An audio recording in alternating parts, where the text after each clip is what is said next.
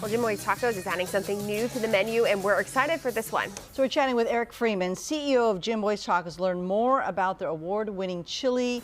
Now, Erik, I had the opportunity years ago to meet your grandparents, and they both told me back then how they loved competing in the national chili competitions.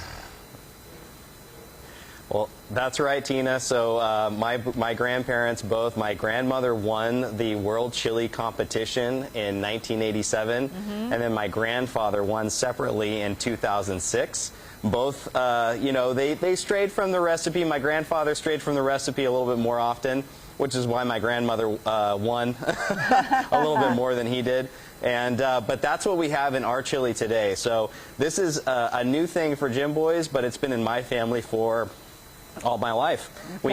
We have the chili here. So this is, I'm going to actually start with, you know, what you really need to start with is the queso when we're going to make nachos. Oh, wow. So we're going to have our fresh queso. This is our fresh California cheese that we use.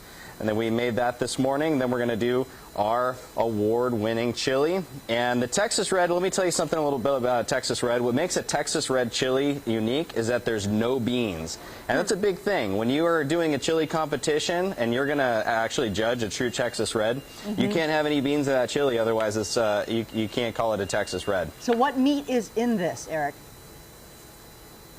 This is steak, all steak chili. So we have, you got some spices. I would tell you, but actually I can't tell you what kind of spices we have. But it is a steak chili, and these are time-tested recipes that we've used. You can also use the chili, of course, in our chili cheese burrito. This is my personal favorite. I've had this since I was a kid. Oh, I recommend this to anybody. And then we also have our El Gordo, which you can try with the chili as well. And you could always take a bowl of chili home. You could have it in your, you know, you could have it as a sloppy Jim, as we like to say. You could have it, of course, with your nachos. You can do anything you want with the chili, and obviously just by itself is fantastic. Okay, now what would you say the spice level is?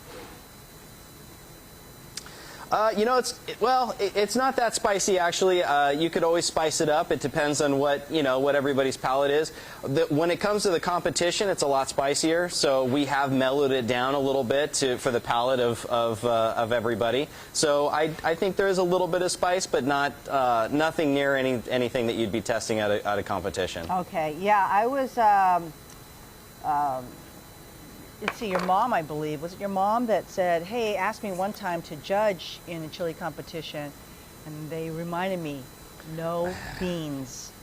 No beans at all. So if you see any, they're disqualified. I had no idea. They're serious. Beans are so cutthroat.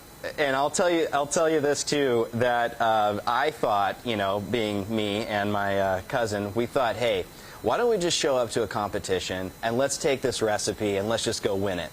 It's not as simple as that. It's when you add the ingredients. It's when you actually put the timing in there.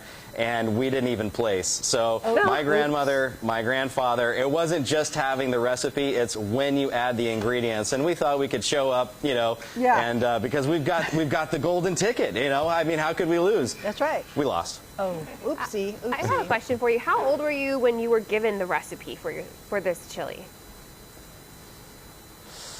You know, I've always been around it. I wasn't really given the recipe until not too long before I tried that competition. That's why I was so eager to get out there. Once I had the recipe, I was like, okay, let's go do a competition. Okay. All right, thank you for your time this morning, and I love it, and great memories of your grandparents, and his grandpa Jim is the one that's why it's called Jimboy's. There we go. All right, thanks, Erik.